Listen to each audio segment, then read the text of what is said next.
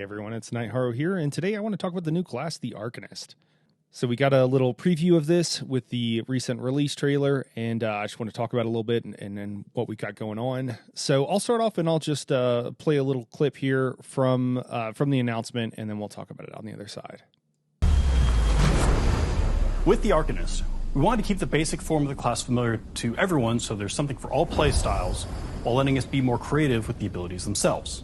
We started off with 3 skill lines: Herald of the Tome, Apocryphal Soldier, and Curative Rune Forms. Each line focuses on a different aspect of the game: offense, defense, and support. So this is basically like what most classes in ESO do, really all of them to some extent, but some are a little bit less clear. They have, each skill line, one is devoted to healing, one's devoted to tanking, and the other one is mostly devoted to DPS. And there's some cross-play to make it interesting, of course, but roughly speaking, that's how it is.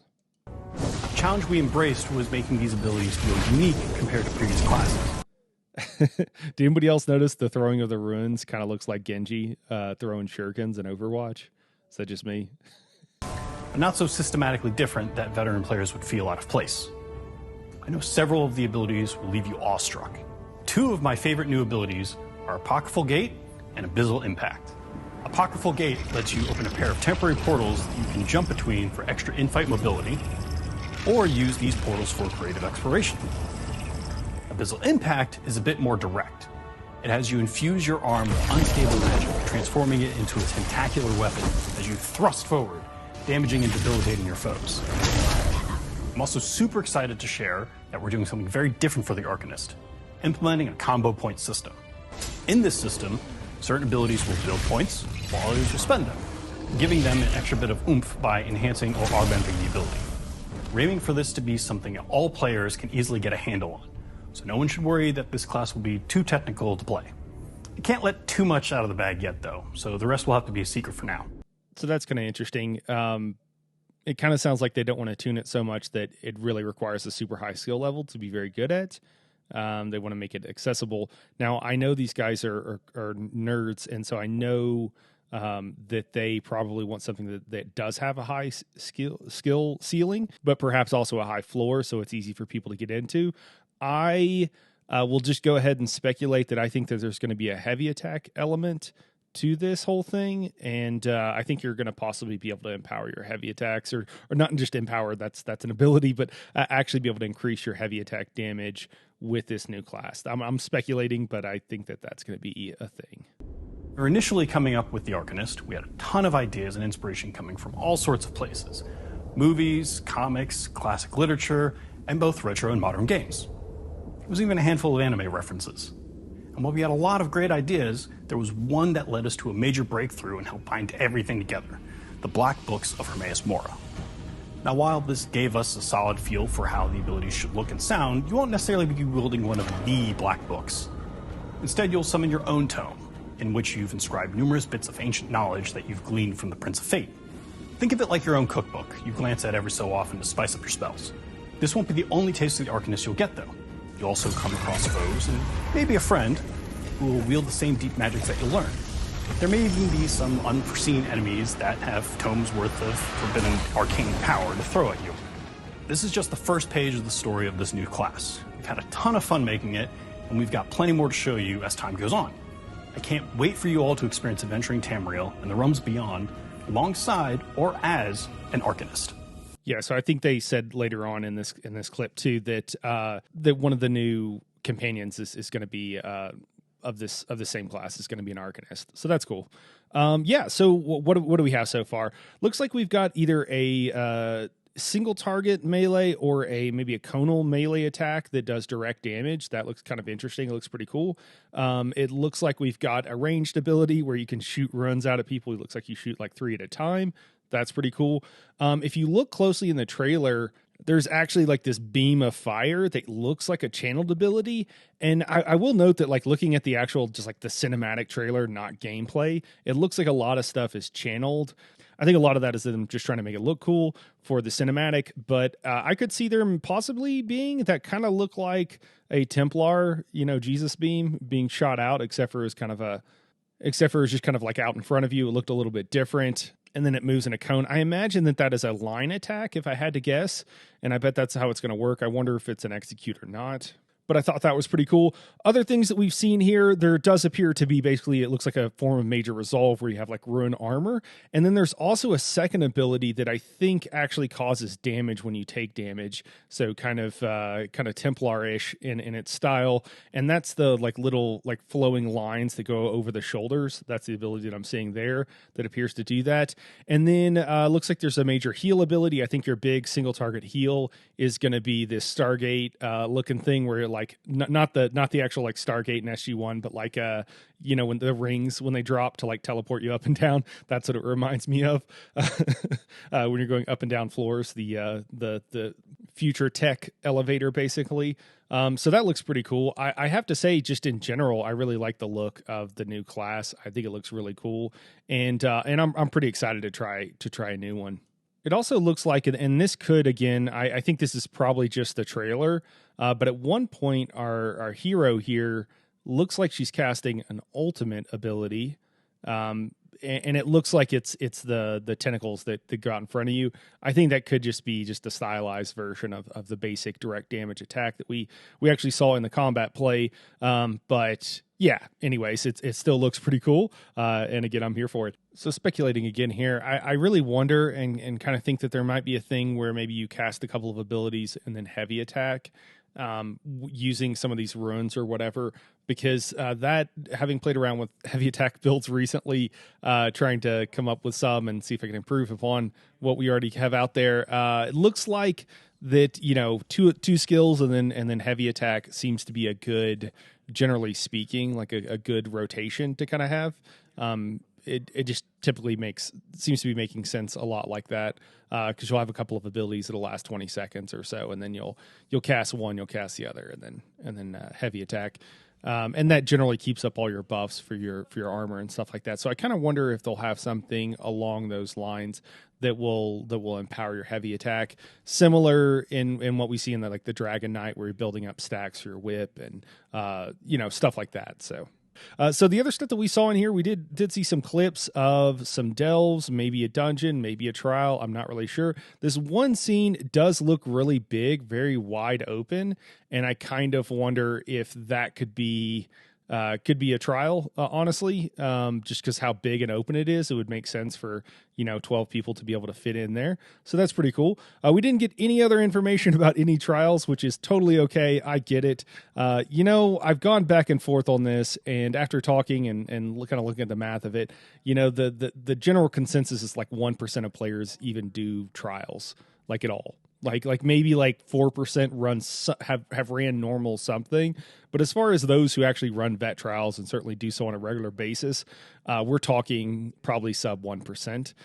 And I love trials. Don't get me wrong. That's what I'm here for. It's kind of amazing that we even have them to begin with.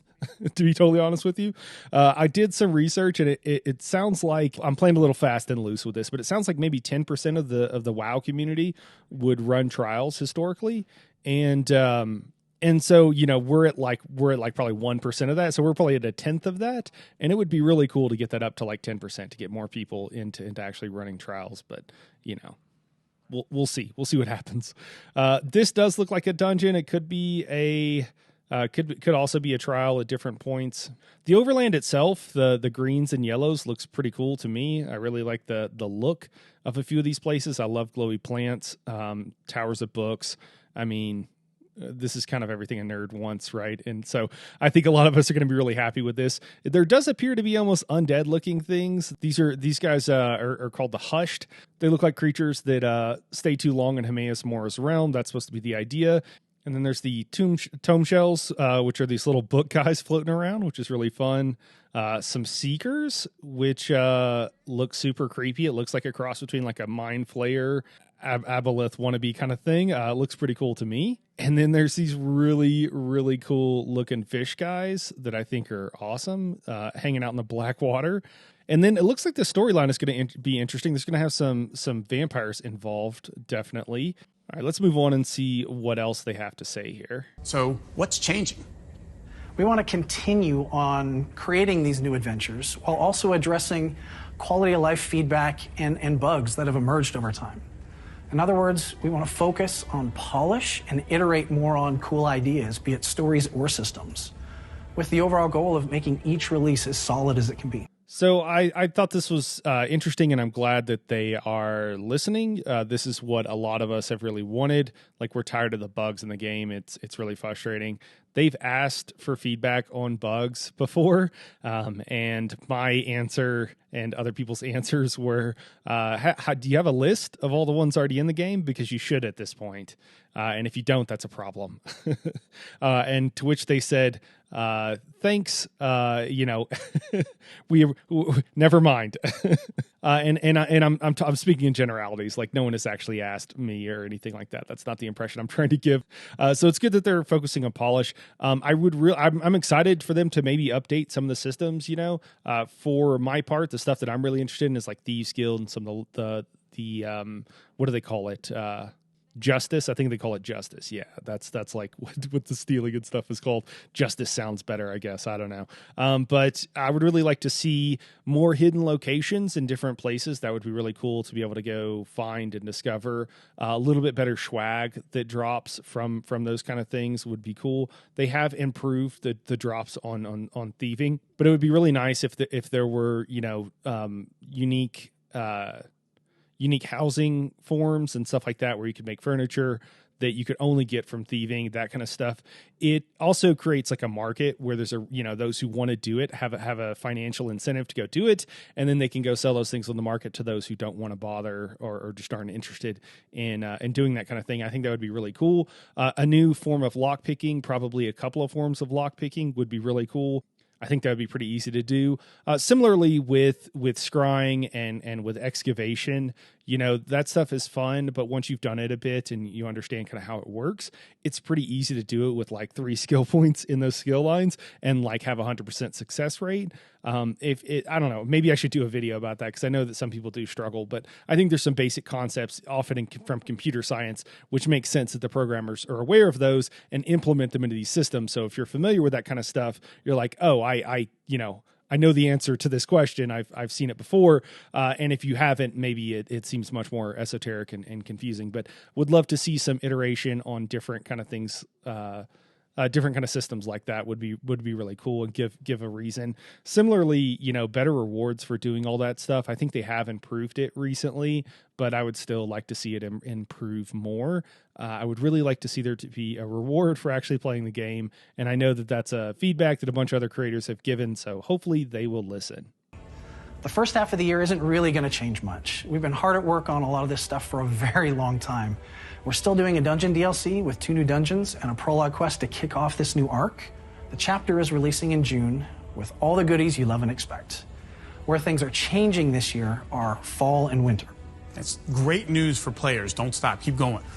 Late summer, our focus is going to be on bugs and quality of life additions. Things like pre-made group finder or an all-in-one attunable set crafting station as examples.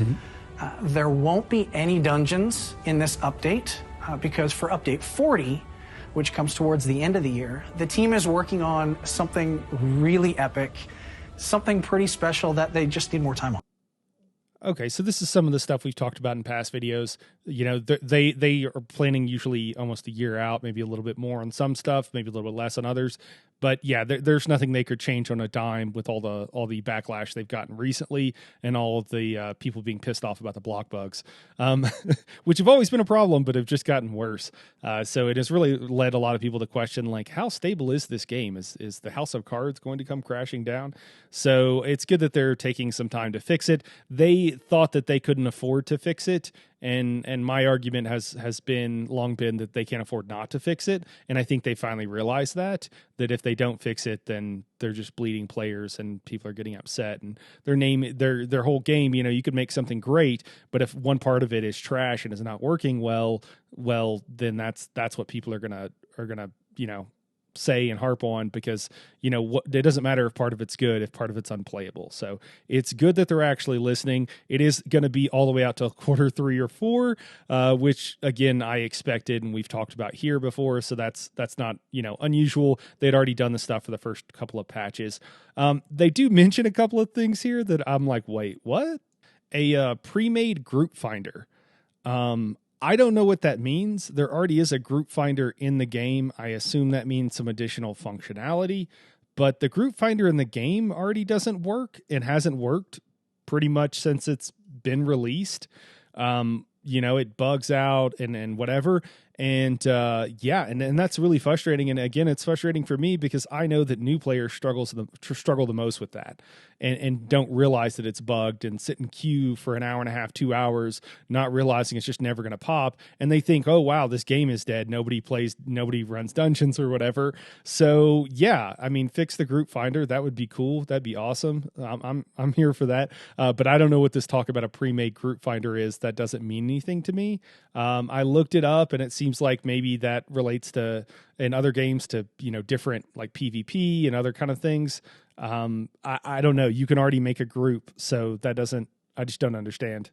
If somebody knows and I'm just being dense or not understanding, can you drop it in the comments below? I would appreciate that. And if it's good and informative, I'll pin it to make sure everybody can see it. I mean, come on, Rich, we got to give them more than that. Okay, fine. How does an endless dungeon with a buddy sound? Oh, sounds good. We'll have a lot more info on this later in this year, but I'm insanely excited about this. Sounds very cool. So they said endless dungeon, and then they post screenshots of a couple of dungeons that we're familiar with. I think the idea here, though, is probably a procedurally generated dungeon, which, if done really well, which I think they could do, I'm interested in. That could be really fun. It's a little weird throwing the B-roll of dungeons that we've seen before. I'm sure the programmers were not the ones responsible for making that, but it does make it a little bit confusing and make me think that it feels like it undersells it if that's actually what they're doing. But I hope so. So I guess we'll see. I realize maybe a lot of people don't recognize those dungeons, so maybe it was fine for most people. But for me, that was like a red flag. I was like, wait, why are we? If it's supposed to be endless dungeon, why are we seeing? Is it going to be all the dungeons we've already done before? Because that's not interesting, cool, or entertaining. So hopefully that's not the case. And who better to enjoy all these events with than friends? ESO is great solo, but even better with friends, or a whole guild of friends. Whether you're into PvP, 12-player trials, crafting, questing, or even fishing and house decorating, there's a guild or 5 for everyone and every playstyle. You can find your first or next guild via the in-game guild finder. If you're a current player and have a guild who is looking to welcome new adventurers, let us know about it on Twitter. Tag us at TessOnline. Yeah, let me translate the marketing talk here for you. What they're saying is that they've done market research, or they know because this has already existed for a long time.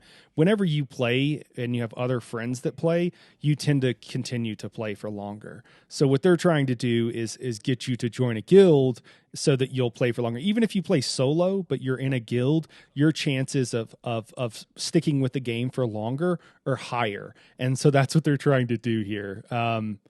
I'm not mad at them for it, but that's what's happening. Like, just let's remove the marketing spin, and then you can add TESO online. Cool. On Twitter, great. Get something trending on Twitter. Get more people in the game. They want to promote your guild. That sounds great. Here's the problem: running a guild in ESO and probably most games, like I don't think this is an ESO thing, is just not worth it. It just isn't. As someone who runs a guild and also creates content, so you would think that there would be some synergy and there would be some overlap, like, hey, this is a job for me, like I get some benefit out of running a guild. I will tell you that I don't think it's worth it. I just don't think it's worth it. You put in a lot of effort. There's a lot of time and whatever, and I'm happy to do it. Like, don't get me wrong, but the people who do it, like, they do it because they really want to, and they do it knowing that they're giving more than they're getting from it, and that's okay. That's okay, but you're always going to have a lot less people than you otherwise would. And then the other thing is that, do you know who runs guilds? people that have played for a long time. That's who runs your guilds. And when you're constantly bleeding in-game players, that makes it even harder to run a guild because it's not one person, right? Like, I don't do most of the things for the guild. We have a bunch of raid leads. We have a bunch of just, members who help out and do stuff, who organize events and everything else. And the people who do that are the ones who have been around for a while, who know how the guild runs or a guild runs, knows what kind of events people are interested in, knows how to do them, are comfortable doing it. The first time you run even a social event like, hey guys, we're going to go grab sky shards, it's nerve-wracking for someone to do that. And the fact that there is not more, that these game companies, they need to realize they need to do more. Ashes of Creation has talked about this stuff, and they're talking about like paying people and doing other kind of things, which I don't know, that kind of seems weird to me. Like, on the one hand, yes, on the other hand, how much issue is that going to cause? I don't know, but I think something needs to be done. I mean, there's a lot of tools and whatever, and the in-game stuff, they have an in-game guild finder. That's not bad. It's decent. Discord is where most people actually interact in most guilds. I mean, there's a lot of in-game chat and stuff like that, but some integration that way, some being able to post hyperlinks, other kind of stuff like that would be very useful. In general, ESO, I see them as kind of like, they are all in on Twitch, and they're all in on Twitter, and they're all in with Amazon. And they don't, I don't know if they have some exclusivity agreements or anything like that with some of these places, but I really think that they could use all the tools available to them would probably be more beneficial, like having something where they work with Discord, having something where they work with YouTube, and they don't seem to have that. And maybe they're happy with their relationships with these other companies, but at least from an end user perspective, I would be more interested in that kind of stuff. And again, a takeaway, if there's anybody listening, is that there needs to be more tools for GMs, and it needs to be easier, and there needs to be some benefit. I think giving them rewards in game would probably be enough. And I realize you can turn crowns into other stuff. So maybe you gift them, boxes so that they can open it. But I really, really, really think that there should be in-game rewards for those people. I know that you probably don't, like, people are like, oh, give them crowns, and then you can buy stuff to decorate and fix up your guild hall. I don't think that is a good solution, because people who would participate in a guild will donate and will help the guild out, and will spend real world money to help the guild out. And so if they were to give that away, they're cutting into their revenue. And I don't think that is something we're trying to do. I don't want to do that. I want them to make money so they can make more cool stuff, but something should be done. I don't really care about crown crates and that kind of stuff, but I think most people, it can be cool, but I think most people would, and as a creator, I would use it for art, for, backgrounds and stuff like that, and to create little settings for my screenshots. Sure. But even, your average guild, person who runs a guild and people who organize events for a guild would be very happy to get 15 crown crates a month or 15 crown crates every time the new ones come out or something, for all their work that they're putting in to helping the game grow and to helping getting more people into the game and keeping them into the game. And again, I haven't spent much time thinking about this. I think there's probably a lot of other stuff they could do, but that's not my job to think about what they should do. So yeah, I definitely think something towards that line should absolutely be done and would help the game. And I'm glad that they at least recognize it. I just wish they would take the next logical step towards thinking outside the box and doing something that hasn't been done before. The other thing this is, besides just marketing spin, it's also in reference, I imagine, to Rich Lambert going out, or Lambert, I think they pronounced the T, Rich Lambert going out and doing interviews where he talked about ESO being a MMO for solo players. And I think this is them saying, no, Rich, please stop going and talking to people off script and making people pissed off, because, I mean, it's marketed as an MMO. So an MMO for solo players is an oxymoron that doesn't make any sense, and them trying to pull that back. And again, if you play a game solo, you're going to quit more often. And with an MMO, you need people to continue to play so that they pay their subscription so you can keep generating content. So I'm glad that they gave him a script this time. I'm glad that he stuck to it. I am concerned, though, that it doesn't matter what anybody says, that he's the creative director, and so he's the one in charge. And so is that the reason that there's only 1% of people playing in-game, is because that's what it's designed to do? Because in-game is group content, and is like the new dungeon for 2 people, just like leaning into this idea more, and it's not an MMO. These are all good questions, and I wish we had answers to them. If you're a new player, someone who hasn't played ESO in a while, or you still need to pick up some of our previous chapters, you'll want to go with the Necrom collection. Either version, the standard or the deluxe collection, grants you instant access to 6 of our previous chapters and the base game. And you'll of course be able to access the Necrom chapter once it launches in June. No matter what version you pre-purchase, you'll receive these items. While some will be unlocked at launch, everyone will receive this unique mount immediately. For a limited time, if you pre-purchase Necrom, you'll also receive this matching pet to go along with the mount that just mentioned. Coming with the deluxe edition is this new Apocrypha-themed, one-of-a-kind mount. That's in addition to other pre-purchase items that come with the deluxe upgrade and collection. So I added this part in here because I think this is actually a pretty good deal. I know it's marketing, they're just trying to sell stuff, but I play ESO. I think it's worth it, and I'm excited about this next chapter. And if you can get all the previous chapters for one price, seems like a pretty good deal, to be honest, because you're going to want things. They add systems with each chapter, and so that's part of the cost and also part of the benefit of getting those chapters. So I think it's worth it, and that's why I included that here.